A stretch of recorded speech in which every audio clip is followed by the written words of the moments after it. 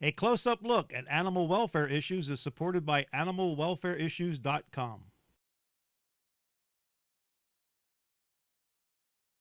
You are watching a close-up look at animal welfare issues with your host, writer, speaker, and advocate, Tina Evangelista Eppenstein. This show is supported in part by animalwelfareissues.com, spotlighting issues around the globe. Check out the latest TV shows, articles, podcasts, and more. That's animalwelfareissues.com. Now here's your host, Tina, in 3, 2, 1.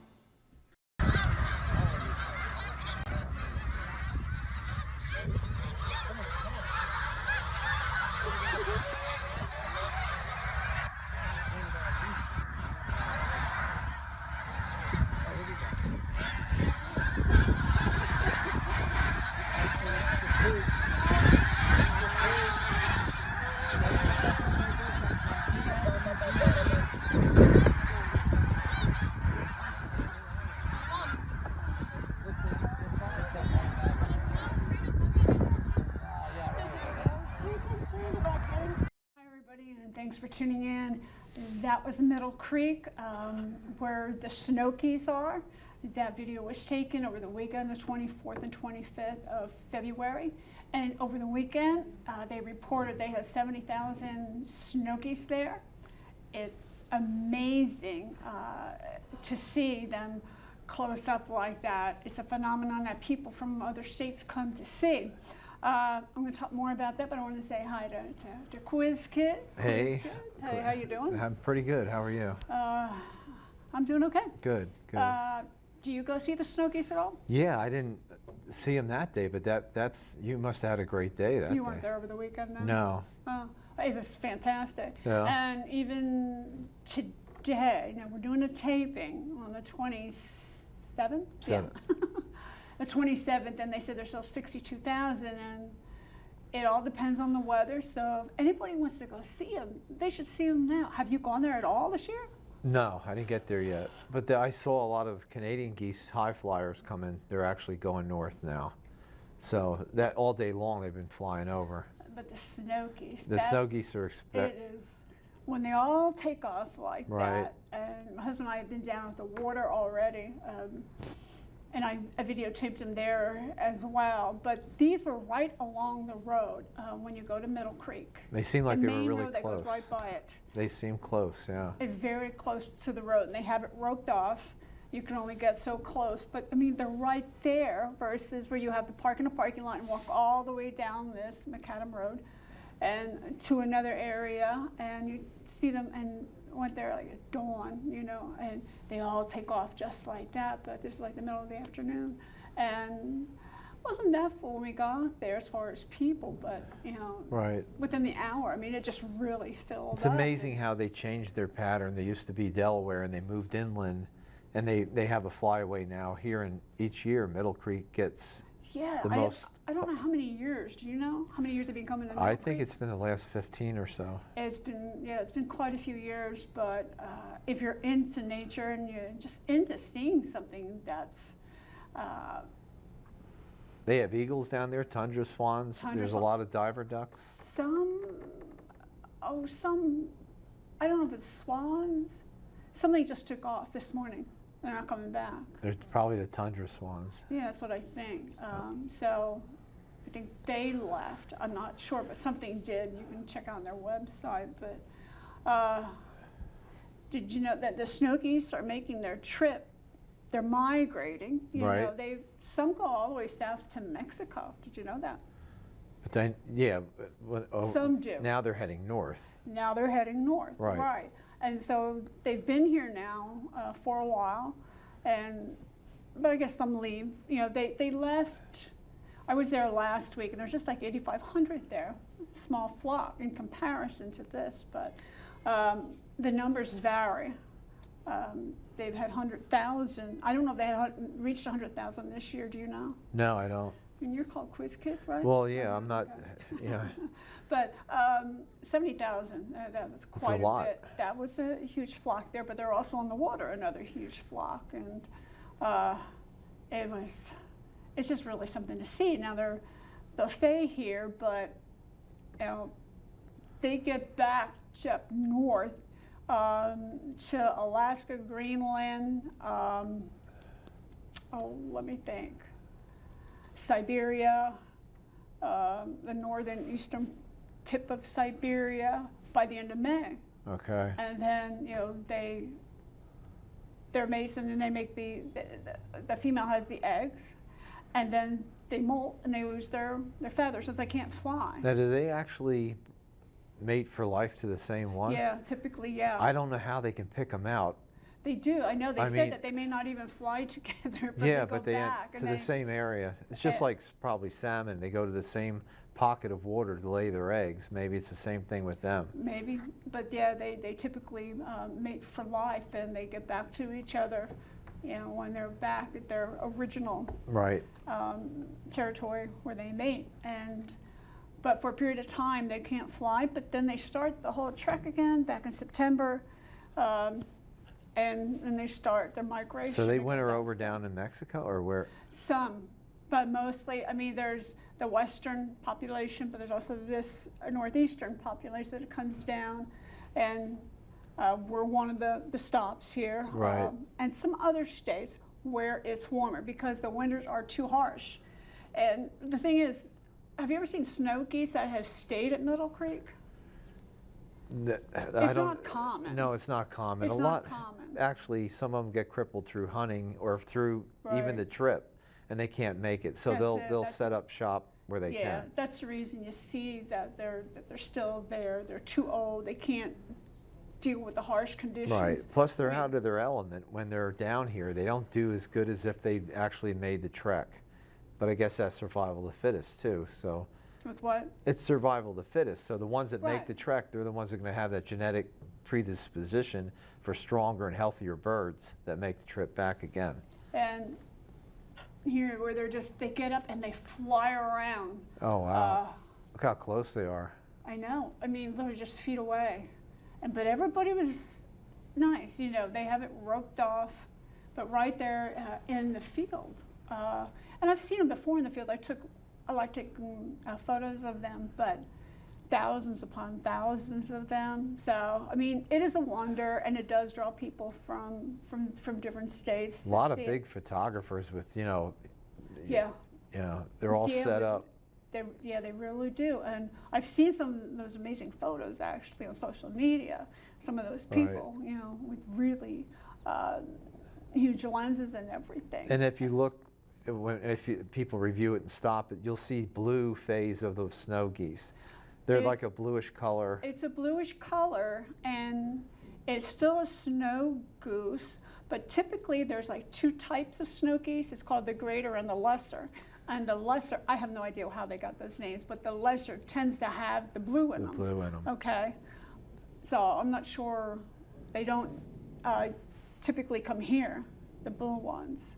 However, But they're there still were st- some that you could see them in the video. that? They were in your video. Yeah, Yeah, I saw them. yeah, they stand out. Sometimes They do. they're really dark. There's other ones with some flecks in them, but Yeah, but they're gorgeous to see, and Yeah. just really encourage anyone. I mean, go now. And March the 1st is when they're opening up their scenic drive. okay, that goes from one end to the other through the. Yeah, I don't think you can see absolutely everything, but yes, you can go inside and you can get a better look at, Okay. at Middle Creek and the different species of animals that they have. So that will be open. And do you know how long that's open? No, I don't. In Again, your quiz kit, I don't know. I don't know. I'm losing it. So they're migrating, and they're migrating north. But something else that's migrating, well, they're just starting, are the monarchs. And there's not so good news about the monarchs. I don't know if you heard about that. I heard something about it. The monarchs go down to Mexico every year. It's the snow geese, they travel, Right. It's you know, funny they can't thousands hitch a of ride to their miles. back and save their Yeah. wings. but the monarchs, they travel thousands of miles, and then the snow geese travel thousands of miles. And the the Snokies travel like 1,000 of them together. That's how Right. typically how large a flock is. The monarchs, I don't know how many fly together at one time. I don't know if you can show the picture of the monarchs. So it is not good news for the monarchs. Monarchs, like I said, some have just started migrating from Mexico, where they overwinter, which means they stay there in the trees, then they mate, and then they start laying eggs. Well, some have been seen now in Texas, the lower part of Texas. Okay. South Carolina. Already in South Carolina. South Carolina, yeah. That's close. Yeah, that's really And that's close. not the ones from Florida. Those are actually. I question that myself. It's, Right. it's not too far from Florida. long In trip Florida, from they have the monarchs all year long. Right. But South Carolina, one had actually, they're saying it was from last year's season in January. They had a larva, Okay. of a butterfly. It's like that's said it's really really late. Monarchs don't do diapause like the black swallowtails, right?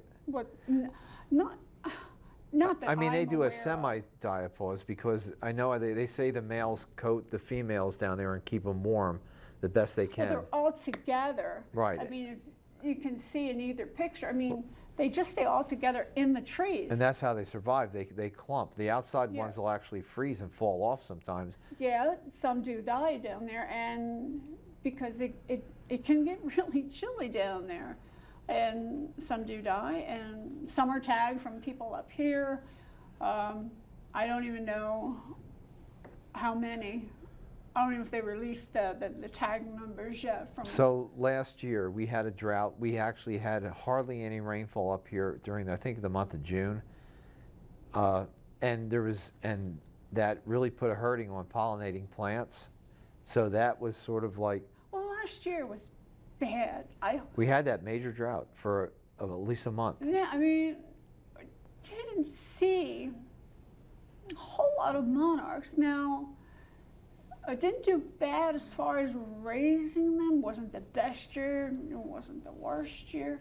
However, a lot of people just weren't seeing monarchs. Here and there, they were seeing them. And that's the one thing that I was noticing.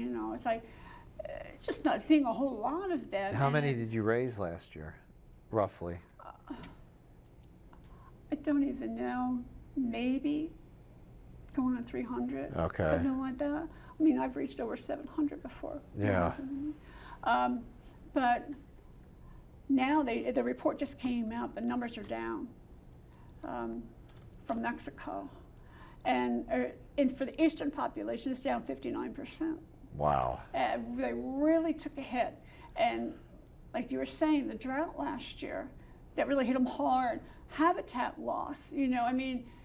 The drought kills the milkweed. They need the milkweed to survive and to, lay the eggs Without on. the If you don't milkweed. have that, you don't have monarchs. So definitely not good. It's not the worst. I think 2014 was worse than this. So backyard breeders play an important role in this whole thing. I don't think people realize that, planting milkweed in your yard, watering it and keeping it watered through a drought, and actually harvesting the eggs and taking them in and actually raising them. That's a debate. I talked about that before. Yeah. There are some people say don't do that. There are certain people, advocates, for that, and other people definitely against it. But they're suggesting, from my own research, that people start planting milkweed. Right. And along the highway, there will be milkweed. But they keep mowing it at the wrong times. Their mowing practices, yeah. They're killing the eggs. They're killing the larva. Right. I mean, the state said they were going to get involved, to make this better, but they're not doing it. They even had a license plate that you bought a pollinator license plate, special license plate like the Otter and the Railroad one, and they would donate so much to pollinator gardens throughout the state. Well, I don't even know if that happened. I don't know if that's some kind of story they put out. But that was supposed to be part of the buying that license and getting Yeah.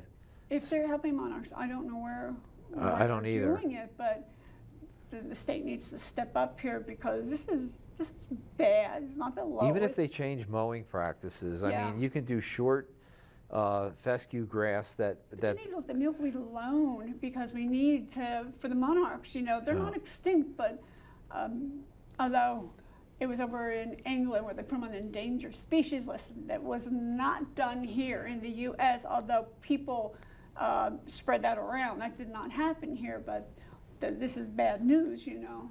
So we need to take all these precautions and help them. And, you know, I know not everybody's into butterflies, but the monarchs really stand out to most people. the butterflies are an indicator of your environment. I mean, if they're Yes. hurting, that means there's something wrong. So, Yeah. you know, they're an indicator, just like a canary in a coal mine, you know, for carbon monoxide. So you have to, the black swallow, all butterfly populations were down though. It's just not monarchs, right? That's right, yeah. So it had a lot to do with the drought. Yeah, I raised black swallowtails last year, and You had giants last year, early. yeah, no giants coming this year. No, but you had. Yeah, I had giant swallowtails.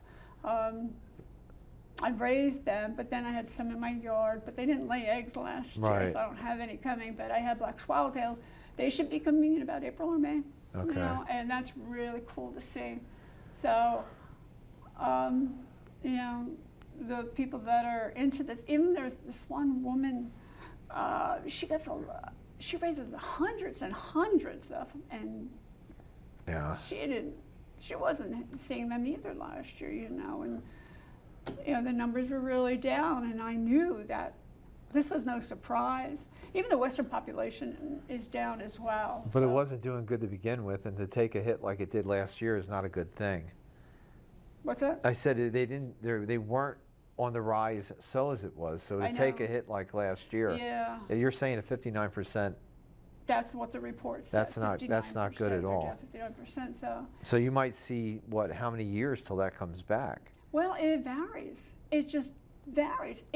One monarch, female monarch, can lay hundreds and hundreds and hundreds of eggs, but they need the milkweed. Right. Okay, and this is, you know, either through habitat loss, through building, the drought, No, the weather, you know, and the mowing can practices, affect yeah. this. And, you know, the mowing, getting rid of this milkweed along the highways, you know, that's destroying their habitat.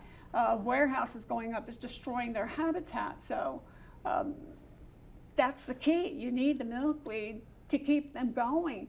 And there's always going to be predators. That's why they lay hundreds and hundreds of eggs, literally like 300 to 500 eggs. And most don't make it because of predators, you know. Once they're larvae, I am always shocked when I see a larva out there in the wild because of predators, you know. Right. But And yet they're poisonous to the predators. Yet the predators still, there are some that, yeah, you know, yeah, they. the parasitic wasps are hard on them. What? The parasitic wasps are hard on them. Yeah. You know, they Yeah. you know, Yeah, Tatnic fly is another one. Catnip fly. I hate the Yeah. catnip fly. So They burrow into them. They lay their eggs. yeah, and that turns into a maggot and goes inside and eats them from the inside out. There you go. I mean, it's like a horror show. So It is a horror show. This larvae can keep growing. The caterpillar can keep growing, and when it wants to form their chrysalis, in which they will form, into a butterfly, and instead of forming into a butterfly, I mean, I see them twitching and twitching and twitching, and it's a catnip fly. The maggots are growing inside, Just you eat 'em. know, and then the maggots come popping out with their strings, you know. So, yeah, but last year barely saw any catnip fly. I don't think I had any. I don't think I had any no, catnip fly I think problem. then again they could have took a hit with this drought. I mean, there's a lot of things that Yeah, so that- it was bad last year. I just remember seeing all these plants drying up so early. The season ended so early because everything Right. just, was bad. I want to switch gears here. There's just something that keeps popping up in the news. These zombie deers. Okay, deer. These are the zombie deer. If you can show the video of the white-tailed deer that I have, and we'll just keep talking. No? Yes? The deer. Anyway, but the zombie deer, okay, what that really is chronic wasting disease. And they're finding it in white-tailed deer. It's happening here in Pennsylvania. Well, the first case now has happened in Yellowstone Park. Are Right. you aware of that? Years and years ago. Recently. Oh, recently, okay. Just, I think it was the end of last year. Now, the reason they found it because this deer they were studying and they had it collared and it was deceased when they Okay. found it, and they ran tests on it, and it had a chronic wasting disease, so that's their first deer. And yes, it has been around. They found it back in the 1980s or somewhere. I don't know where they found that, but it's in 31 states now. And the CDC is getting involved with this because the media is putting it out. They're trying to cause a panic in people that, you know, this is going to go over to humans because the people are going to eat the deer that have this disease. They're going to get infected and they're going to become zombies. It's, Okay, yeah. or so they call them zombie deer. Now there's a couple things in there that are wrong with this. It is chronic wasting disease, and that's a real disease. Okay, it's a neurological disease, and they become very disoriented because it affects the brain. But it actually mimics mad cow disease, and that's why they're concerned Right. about the meat. So the Game Commission doesn't, they have special drop-offs for the deer, and there's special procedures that the butchers have to go through and the taxidermists have to go through. They can't have any brain or spinal cord, you know, and everything has to be deboned because it usually carries it in the marrow and in the brain matter. So so far they're saying there's no mad cow disease type situation with the chronic wasting disease. Right. Yeah. But Yeah. did you know back in 2005 that in New York, fire department, there was a dinner and they served venison, and the venison, it turned out, had chronic wasting disease. Okay. And it was roughly 200 to 250 people that ate this deer. And now, this part I don't understand. Okay, they didn't serve this deer saying it has chronic wasting didn't disease, know, and then so- you're going to eat it, and we want to do a study on you. That's not how it worked. They did feed it to the people.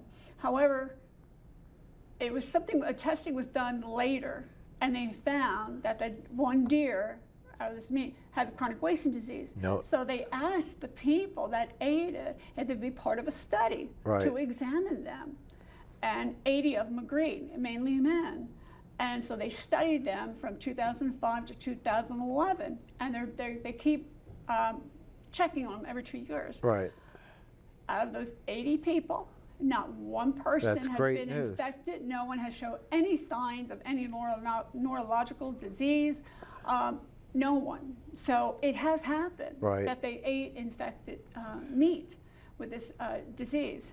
And so that's a great sign. But you Right. still, I mean, it's a very serious disease, and I think I said it on the last show, they wanted to kill some deer here, you know, that I think possibly have chronic wasting disease. Right. I don't know, but it's. There's But I just want to say Go one more ahead. thing. The zombie disease that people keep talking about, it's like they show the pictures with the deer. You know, it's already, I think, deceased with the head hanging down. And it's like, people are going to think they're going to be walking around like this, like it's some kind of zombie. They're that but- weak they can't keep their head up. I mean, Right, but the thing is, no one sees the deer when they get to this zombie area because they die before they Very even quickly, get there. They yeah. don't make it to that area. Right. All right. So, but I mean, they become thin. They become very sick. They're slow. I mean, so I don't like the media is like pushing this panic. the thing. media has to they have to make I know something they out of have to anything. sensationalize things, They can- but then the CDC is like, you know, we have to be prepared, you know, because this could be a pandemic. It's Yeah. like, come on. There's also EHD, hemorrhagic disease. What's that? Okay, it's caused from a midge, and deer get in late fall and early autumn and late fall. They can pick this up from water. It's usually during drought years. It's a midge that gets in them and actually causes their tongue to swell. They get high fevers. It mimics chronic wasting disease, but it's known as blue tongue also because they get a bluish cut to their tongue, and they head for water. They drink and they drink and they die.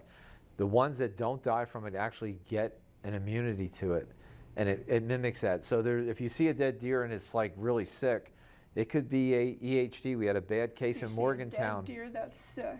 I don't Well, think a dead okay. deer is sick Well, anymore. A sickly deer that's dying. Right. Morgantown had at least 200 some die of EHD. I didn't know that. No, and so chronic wasting is different. It's picked up from a protozoan from the ground, and they can transmit it through saliva. EHD is from a midge in the water, and it's just as Oh, deadly. I didn't know So that. I never heard of it. it can wipe out a lot of deer. So there's a lot of things out there that I know. are, you know, But don't be in a panic over this. You know, I No. think that's the message I want to get out there. You're not going to be a zombie, and they want people to be very careful about the meat that they eat. You and we know. should, with any wild game, you should Yeah. be, you know, Definitely. there's a way to prepare it. There's a way to, you know. I mean, I don't eat meat, but I mean, Okay. you know, for those that do and that go hunting for it. I don't have much time left. I just want to say something. I'm not going to have time to get everything I want to get to. This is leap year. You know Yeah. that? We have February 29th. Do you know why we do? No idea. No clue. No. Well, did you know it takes the Earth to go around the sun 365 days and 6 hours? Okay. So Every 4 years you every gain. 4 years, that's 24 hours. So you have to add a day. If you got you. didn't do that, we'd be celebrating Christmas in July. Okay. But it would take centuries to get to Right. that point, but that's why we have a leap year. And so we get an extra day this year. But next month, I mean, well, I'm taping the show today. The temperature, you know, really got up there. They want warm temps next week too, and we'll be in March, and we'll be, you know, in spring, you know, next month. And daylight savings time is March 19th, and I don't know if I have my dates right, but then Easter is next month. And I just want to show you the picture of the bunnies. People, parents get bunnies for their children. Do we have the bunny picture? No? Okay. What's going on? There they are. Okay, they're the bunnies. Okay, thank you. They're BCTV bunnies. You see that? No. Yeah, BCTV bunny. People give bunnies to their children, you know, for Easter, and it's just not a good idea. Right. Bunnies get returned a lot. You have rabbits, don't you? I have two. They're a lot of work. They're a lot of work. You have to clean up after them all the time, you know, and they have very delicate digestive systems, and it's just a lot of work. They look so cute, just like puppies or kittens And or they're any small throwing them out like strays because they're all over the place. They are, oh my God, they're all Yep. over the place. People are dumping them left and right, so don't do that. And I'll probably remind you on the next show, but don't do it. I mean, I have the bunnies. I know the work that goes along with it, so Right. you don't want to do that. I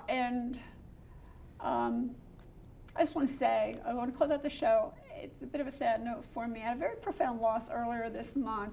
My mother-in-law, Sandy, and Sandy was my mother-in-law, but we also became friends.